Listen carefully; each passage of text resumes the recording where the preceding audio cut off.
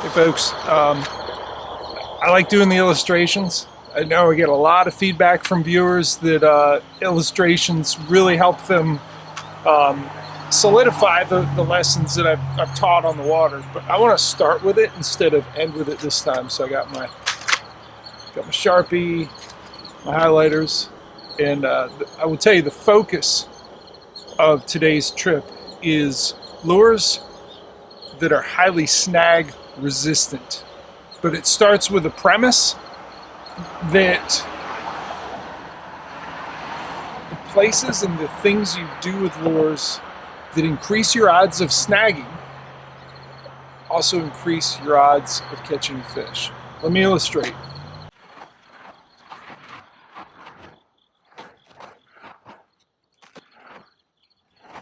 What I've done here is basically done a cross section. If you take the river that we're getting ready to float on and you cut it right in half, this is sort of a side view. This isn't an upstream downstream. This is just a cutaway. And these are some branches overhanging. This is some root balls from a tree that's over here. Here's some chunk rock, and here's some log that got caught up in the bottom here, right? And overall, the orange areas I've marked are sort of the, where your risk of snags goes up. The closer, and then really the red is the snaggiest of all. So if you're skipping a jig up into this, underneath this overhanging branch, and into these roots, this root ball, that red is the snaggiest stuff that you can get in. In delivering a bait that skips up in there and you let it fall down and really get what I consider behind enemy lines, is your highest likelihood of snagging. It's also where the fish are. Same thing with this log down here on the bottom. If you got a crankbait that is digging along here, or say you get a medium diver and it comes along and it's in this area, right? The retrieve comes down and it never gets close to that. You're missing out. You got to get to that deep diver and get down there and really dig around in where that fish is underneath the log. Same thing with certain jigs or even in vegetation where you have, and I'm showing later I'll show a way to rig a soft plastic stick bait that doesn't snag in vegetation nearly as much. And this chunk rock, if you're able to, if you throw a jackhammer or something in it and it goes through here, you have a very short retrieve where it's in that sweet spot of that red area. Once you get out into the open water, this is a low likelihood of catching anything out here. But this is a high likelihood. So understanding that snaggy stuff is fishy stuff, and there's a certain propensity for anglers to be conservative and to not really put it up in the stuff, because when you snag, it's a pain. And we're going to talk about bait design, and we're going to talk about ways that you deliver this in a way that you get it back out. So let's get on the river, but understand the more snaggy a place you put it in, the more likely you are of catching a fish. So Marty's helping me film today, and we're helping you catch fish today. We're filming. We're catching fish. All right. I'll film you catching fish with these less than snaggy lures. I'll give you a quick preview. I got my lakeside. This is called the billfold, and this is the Sidekick Mini. So I got everything I need in here. And here are a couple of the baits. I'll give you a preview real quick, and we're gonna run shuttle, and we'll get more into that. But I'm putting you in the old Star Rival fish. I like it. Yeah, because we got some skinny water to get through today. It's still low. It's mid-September and it's still low, clear. Yeah. I'll be in the CUDA, and let's go run shuttle. Go catch some fish. So the soft plastic stick bait is the least snaggy thing ever. You know, it's not foolproof, but I think a lot of times when people think of, you know, a soft plastic stick bait, in this case it's the Z-Man Zinkers, they think of wacky rigging with one of these weedless hooks, and this does really good. You don't even need like the little ring because because it is so durable, the Elastec. But that's not even really my go-to. I mean, it is for that sort of middle hooked wacky presentation, but what I want to show you is actually with a standard like generic stick bait. And the hook that I'm using, I can't even tell you how I came up with this, but for snags you have to think through like, what is the leading edge of the bait? The leading edge of the bait is always where you tie your knot, unless you do a snell knot, but in this case I tie directly to this. This is actually a jig hook. This is not an EWG hook that usually you rig soft plastics to. And what I'm doing with this, you know, this comes through the water and hits the grass or whatever it does, and it just deflects underneath it. But I'm attaching it. You notice there's no EWG little turn. I'm attaching the bait. First to that is a Do It Molds small hitchhiker. So what I do, and it's going to let me take it through this kind of grass, any vegetation, but I'm basically just screwing this in the nose. And what's really nice about this rigging is that you're not constantly re-rigging it. You're not going through a lot of baits because it's going to stay pegged, because its attachment point is that little wire piece. So I'm going to just show you. I already have one of these tied on this rod, and I've just screwed that in there, and I'm just hooking this on there. And once it's attached, I tighten that down the rest of the way, right? And because it's such a weightless presentation, but it's also something that as it hits whatever vegetation it's coming through or branches or whatever, it's just not going to snag. So the other thing I did, I don't know if you saw, I did it really quick. When I put that on there, I made sure that it's straight, that it's not like turned or bunched, but I took the tip of it and I scooted the soft plastic that way, and I'm just stretching it a little bit and just getting the tip of that to hide under there. So even if I do throw it deep into the vegetation, it's got a smooth, you know, surface that it's not catching that hook. So let's go catch a few on these. That's the first snag resistant bait, is the soft plastic stick bait rigged with the Do It Molds hitchhiker on that jig hook. So if I could only ever fish one kind of bait, if I was limited to one style of fishing lure the rest of my life, it'd be a jig.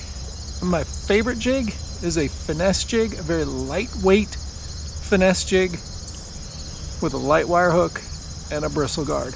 I make it myself. So this fat little Shenandoah smallmouth liked my finesse jig. It has a very slow rate of fall.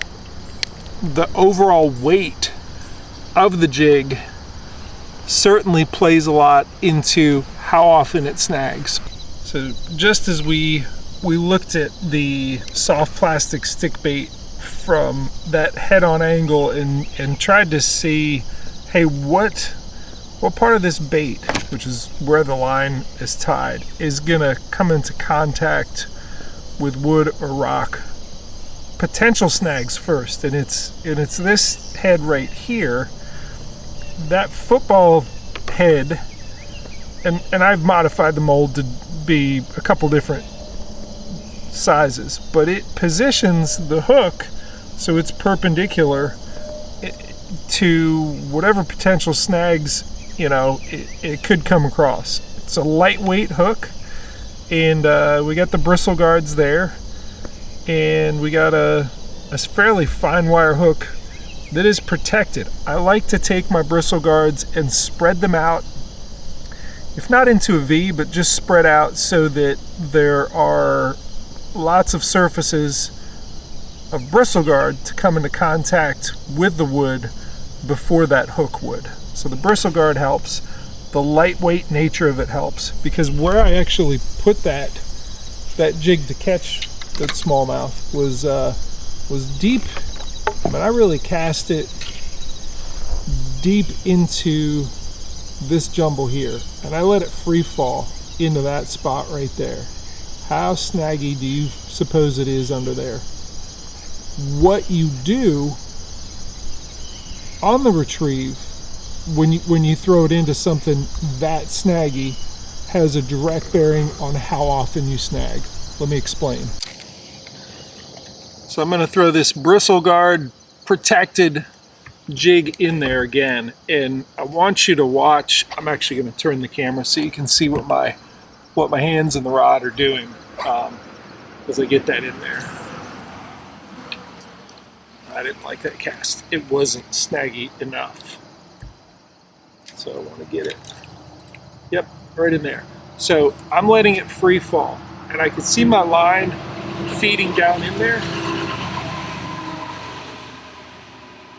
And I'm watching that line to see, hey, does it accelerate? It can be, someone's messing with it. I think it's a bluegill, because it's going peck, peck, peck. So as you bring it out, you do it with a very soft, slow retrieve, right? Like it's gone way into the jungle, right? And if you bring it out with haste, that's going to take those bristle guards and push them down. Whereas if you just very lightly pull it through there and try to visualize, hey, what am I actually in contact with? Oh, did I just bring it up to the log or to a smaller branch? Okay, now I'm going to let it, you know, it's come up to it. I'm going to let it fall back down, right? And you follow it with your rod tip as it goes back down.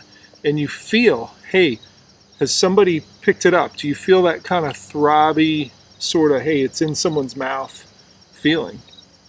But the point is that you don't do anything with haste in there until you set the hook. Once you set the hook, well, you really hope it's in a fish's mouth, because as soon as you rear back on it, and I'm not going to do it because I'm in there again, if it's not jamming in flesh, it's jamming in wood. So your finesse jigs that you're skipping back into the brush, they need to move slow unless it's a hook set. That's it. That will snag less. Really visualize though. Watch your line. Say, all right, what's happening down there? That's how you're going to have good strike detection. Watch that line. Think, where is it right now? I had one messing with it. Oh, are you still on there? So on that hook set, I've snagged. One nice thing is I have the motor, and I can hands-free get back up to it. I got a number of tools at my disposal. I might be able to just get above this, but it's deep in there. So one of the tools that I like using is this plug knocker. The plug knocker, I'm going to clip. It has a swivel there that I'm going to clip onto the line. You know what? No, I'm not. I just brought it up. I brought the stick up, and it snagged on a stick, but it's also snagged on that guy. That's who was down there messing with it. Little rock bass. But I'll get it unstuck from his face, but the plug knocker is something that really lets you be more aggressive with where you're going to place really any bait, but in particular the finesse jig. Can you calm down? I'm going to let you go after people get to see how beautiful you are. Look at him. Nice rock bass. See you, guy. Yeah, you're down in there. You like the finesse jig as well.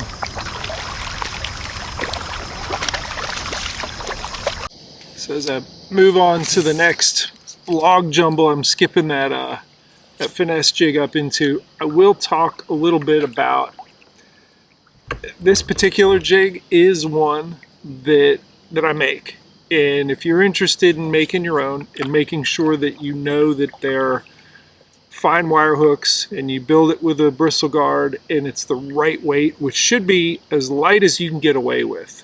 There's a lot of skill and a lot of just getting good with the jig that is important in fishing that light. People who are really good jig fishermen can fish a super light jig. The advantage of that is that you snag less, you get more bites because it has a slower rate of fall, and it just has a more natural presentation. The downside of having a lightweight jig is just that it is tough to feel a bite.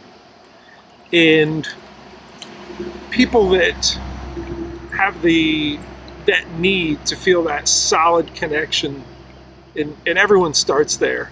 Think, all right, I need to feel that, and in order to do that, I got to jump up to, a quarter or 3/8, or I think this one is one I modified that was 16th, but it's somewhere between a 16th and 3/32, so it's very light. Go as light as you can, because it's going to be natural in its movements. It's going to snag less, and they're just going to believe it. You're going to get more bites if you can feel those bites. This is one that I made, and you should check out the tackle crafting playlist, and you can see the video where I modify the do it mold and make this particular mold. If you're not into that, if that is not, you have no interest in pouring lead and doing the powder painting and tying the skirt on and the round rubber, and if that's just not you, which it's not that hard, anyone can do it. But if you know, hey, I just want to buy something. The jig that I recommend is the Z-Man Shrooms Micro Finesse Jig in the lightest size that they make. So this is going to sound funny, but I just made a cast and it made it to the log. I let it free fall, and I decided that wasn't snaggy enough. It sounds funny, but if your cast really doesn't feel like it's in jeopardy, it wasn't a good cast. You want to really get it deep in there. One way to get it in there as deep as possible is skipping it. We're going to talk about the right trailers for a jig to skip it deep into that brushy, snaggy area. So the bat wings is working as a trailer. Looks like a crayfish, has those claws like that. But we're going to switch to something a little bit different. Even though they're enjoying this, I'm going to switch to a bulkier bait that's going to allow me to skip the bait much deeper back into all that brush, those log jams, and hopefully catch more smallmouth in doing so. So it may be a mistake to take off the bait that is working, but I want to do it just to illustrate a concept of adding a trailer that's wider, that actually kind of makes it so you have bumpers, so that when that jig, it comes up onto a log or a rock, it comes up like this, but it could roll onto its side. And yeah, the bristle guards help with that, but having a wider bodied I'll call it a fender. The bat wings really don't do that. It's a fairly, you get to the side, and that's a fairly narrow bait. And if it is going to roll on the side, and I know that I got the bristle guards there to help with that, but adding a second layer, a bumper or a fender, if you will, in a wider bodied bait. This is the Z-Man palmetto bugs, and if I'm really skipping deep into there, having that, you know, that wider body bait is an asset in it coming out clean. It also adds a lot more heft. This doesn't weigh that much. This does, and it's still neutrally buoyant in the water, so it's not like it's affecting the rate of fall one way or the other, really. Elastec is buoyant and it lifts up, but it has some salt in it, so it kind of evens out. One thing that you do want to do is to make sure that your hook gap and your hook size is appropriate. I make them with two different sizes. Let me see if you can see that. That is I think that one's the size 1, and then this is the larger size 1/0. So I'm jumping up to the bigger, and it's still not that big. It's still a very fine wire hook, but I'm jumping up to the bigger gap, and I'm taking my the bristle guards, and I'm spreading them. I'm making that, I'm taking them from being like that to being like that, and I mash them just a little bit to spread those bristles out in that sort of V formation. Then I'll put this palmetto bugs on there, and I can skip it deeper, and it's going to come out nice and clean with those fenders. Just the width of this bait is going to be an asset in bringing it out clean. Got the palmetto bugs on there, and I know a lot of people look at that and say, Jeff, that's way too much soft plastic. You're totally filling the hook gap, and that's going to prevent effective hook set. I would agree with that if this was regular soft plastic, but Elastec just does some amazing things in terms of its compression rate. It just gets out of the way, and it's got its width, which helps, you know, with those bumpers or fenders that I said. You know, it helps the bait come through that brush snag area cleanly. But when you set that hook, that Elastec is going to compress and get out of the way of the hook, and that hook's going to go right in and bury solidly in that roof of that fish's mouth.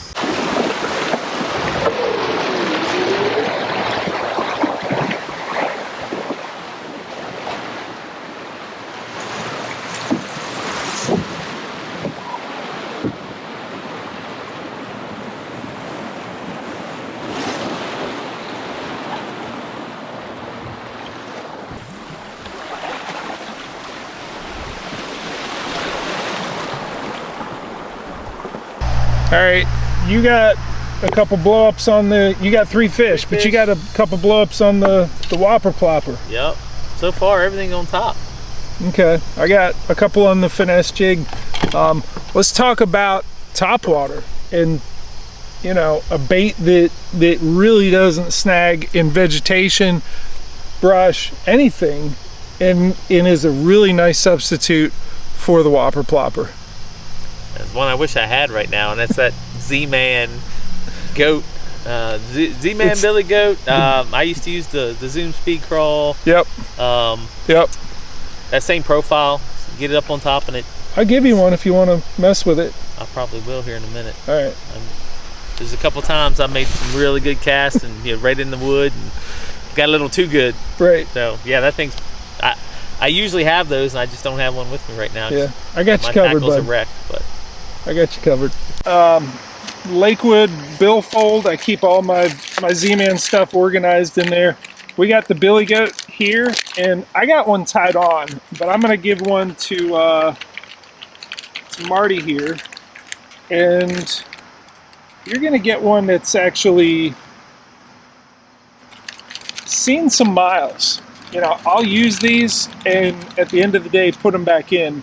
But the Billy Goat in pearl. I like the white ones. The goat toads is another good one. This one has a little more heft to it, but I think for the size river that we're on, the billy goat really works well. So I'll break out apart, and really what it does is those legs kind of kick back there and gurgle, and this is a buoyant bait. It just floats. It's and it'll actually float. This is a 4/0 grip pin hook.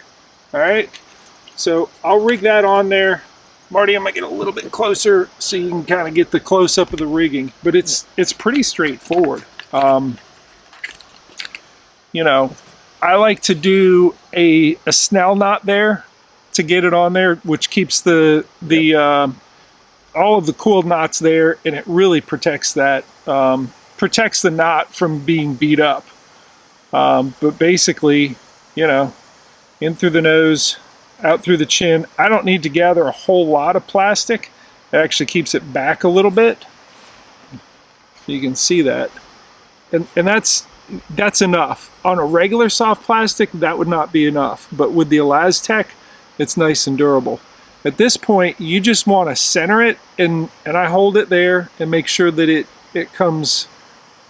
I look at which of those little Michelin Man little fat rolls go. That's going to go straight into. He does look like the Michelin Man, doesn't he? Look like the Michelin Man. And then it goes straight across, and that way when it's riding, it's even. It's not, you know, it's not offset. The last part that I do, and this is a subtle little thing that I will back up the plastic, get it. Oh, I went out of the front there. I have to redo that. It's not a problem when you have it already tied with that snell knot. The other nice thing with that ElaZtech, like you said, with miles on it, you're going to use that bait all day. It's one bait all day. They cannot tear it apart. Right. That's what I like about those. Yeah, they do last. We're getting ready to drift yeah, here we're going to get through right to the little riffle here. the little riffle. So hurry I up. back it up and poke it through just a little bit, and it comes back out. And if you can look, you can see just a little bit of that is gathered. What that does is it keeps it up flush, and that is ready to go for you, Marty. Sweet. Put your hand out. Thank you, sir. Yep, thanks for filming.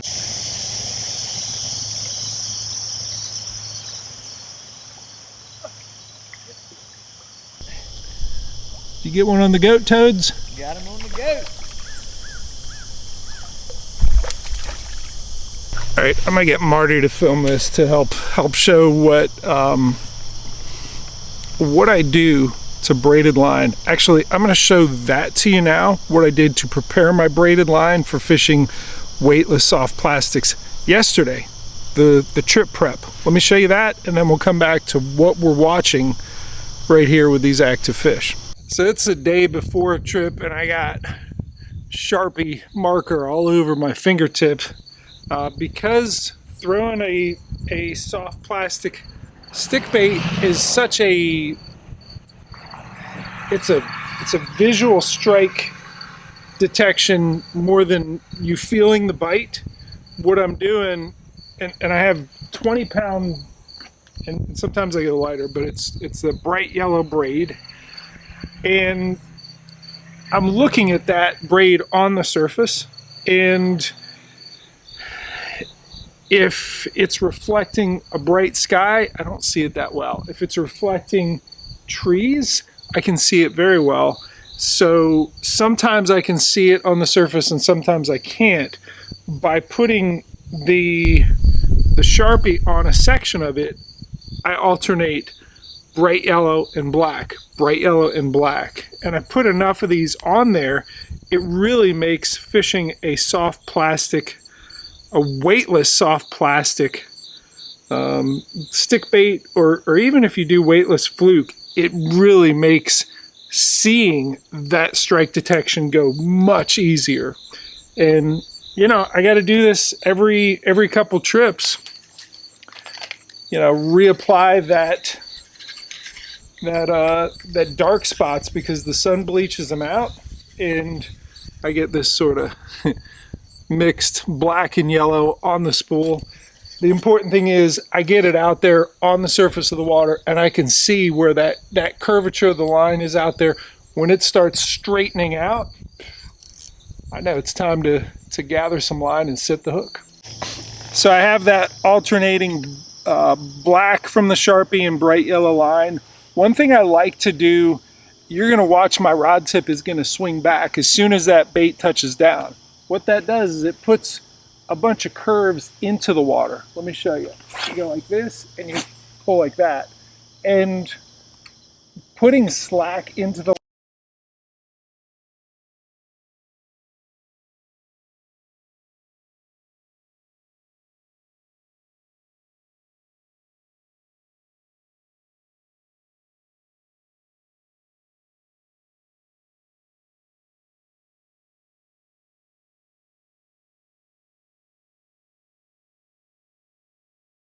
slack into the line, actually wrapped it around my tip.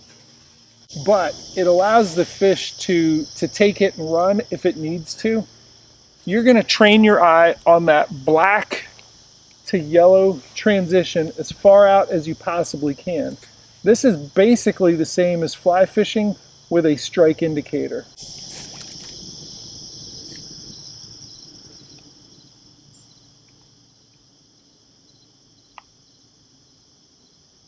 So it moves a certain speed as the soft plastic stick is slowly dropping to the bottom.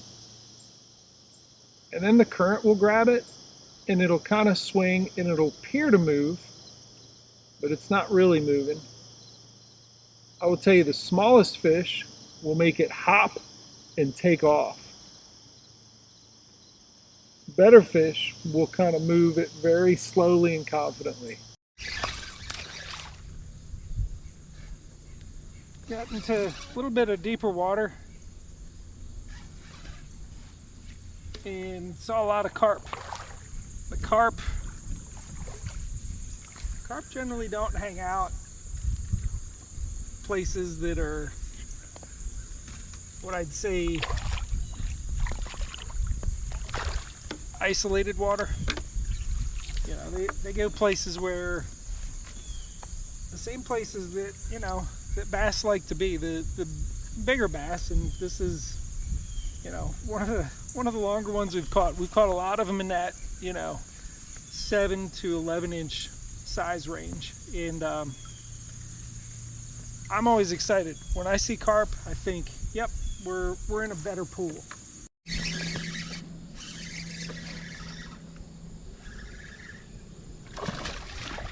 Huh. That is a kind of weird looking largemouth. I say he's weird. He's got like orange on him.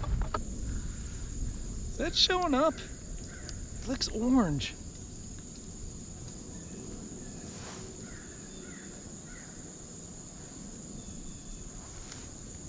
Am I crazy? He looks orange. Same log that largemouth was on had this guy too. You know, you gotta be patient with letting the Senko sink, but you'll learn that watching that line tells you when it's a dink and when it's a good fish. There's a language to the line in putting those black dashes on there. Really makes it easy. I'm going to turn this around so that you can fully see that color. What is that? You weirdo largie. It's got orange on him. Yeah, we'll get him on the board for the blotchy bass bonanza, and that was a Senko fish, an actual Gary Senko. So back to, you know, just watching the line take off. This one didn't hop, it just steadily started moving away, and I said, yeah, that's a better fish. So thanks, orange bass. you weirdo.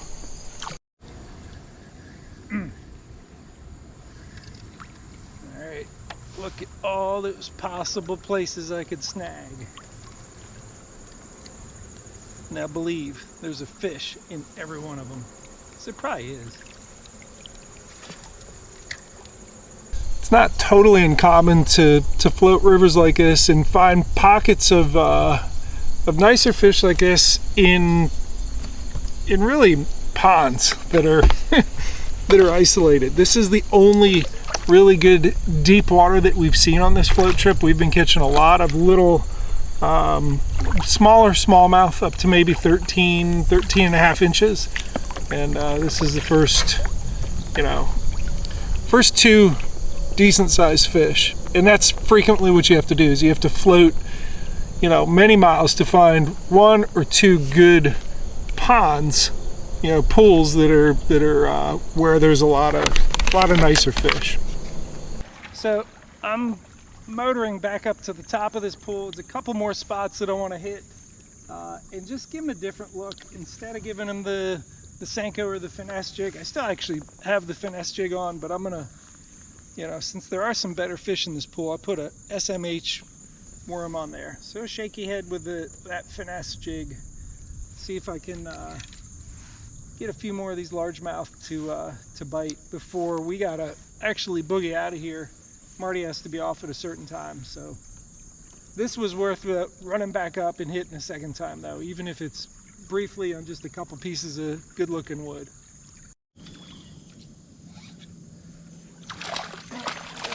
Smallmouth like the shaky worm. Look at him twisting it up. All right, got a few more fish going back up. Nothing of note, but it's always good to go back over a productive spot. I think it's time for us to get moving. So Marty gets off in time for his evening activities.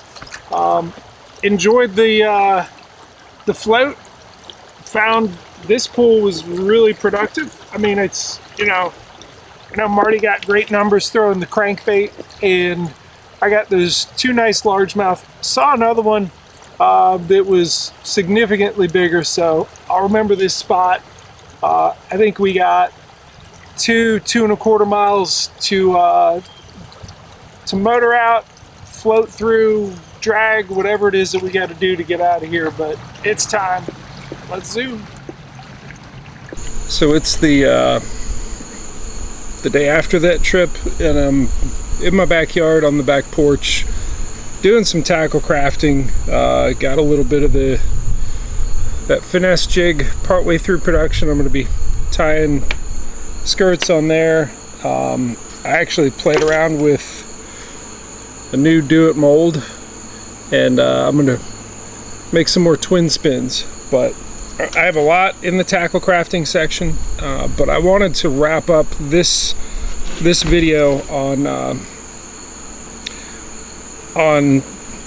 I guess it's snag resistant baits, and using those to get into the most snaggy places. That's what we started with, was this illustration, and it's important that, and especially the Senko, I was skipping it up into stuff and letting it fall down there, and I got that orange weird looking one from a log like that, somewhere in the middle, really letting it root around in this kind of stuff.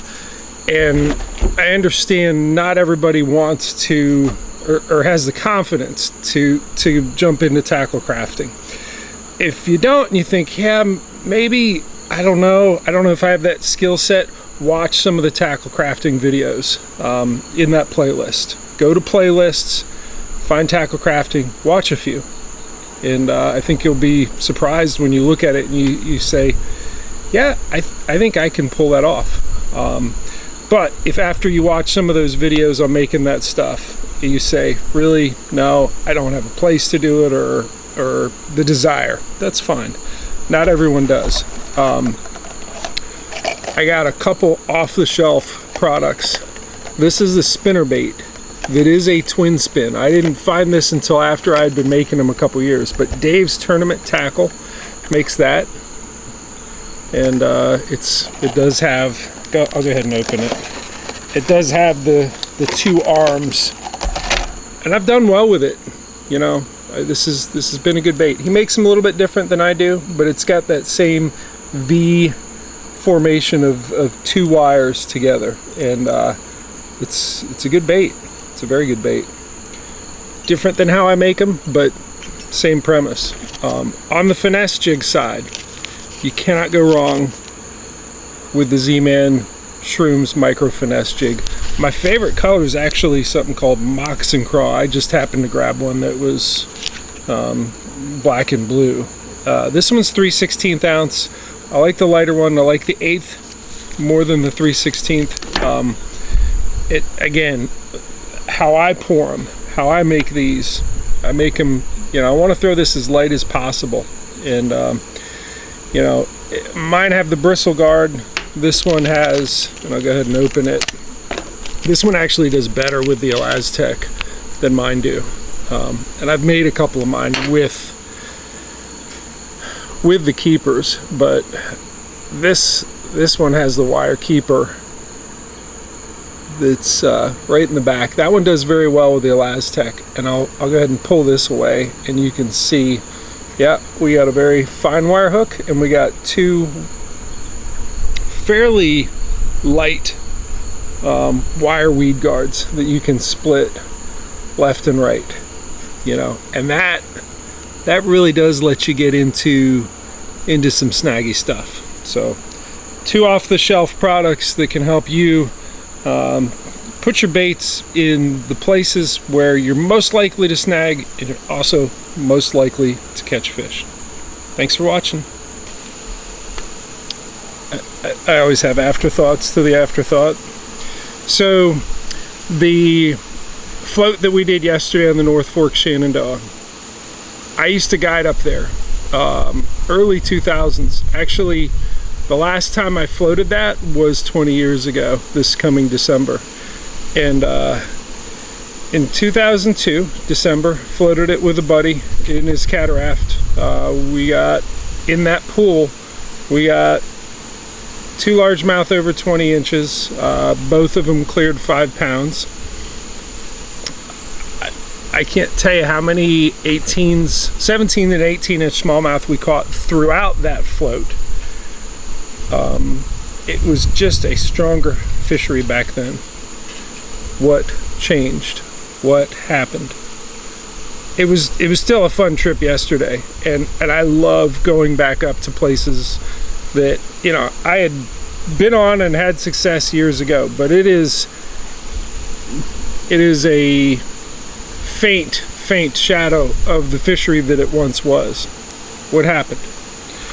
Well, that's a longer story than I'll have for this video. And if you go back and watch some of the videos I produced, there was a video that I did last winter that says 80% of the smallmouth died. That's what's on the thumbnail anyways. And it was a trip I did on the South Fork Shenandoah last winter with the Shenandoah River Keeper. Something bad happened to that river that killed it as a really strong smallmouth and largemouth fishery. It's still a better largemouth fishery than smallmouth. And my point in bringing all this up is maybe you're a Virginia, you know, river angler, or someone up here in Maryland or West Virginia, or maybe you're out in Indiana or Colorado or Utah or California or New Mexico. I don't know where you are. Wherever you are, there's a chance that you actually have a river keeper. And back in the spring of 2003, where I observed 80% of the smallmouth die, I watched it happening. I was guiding.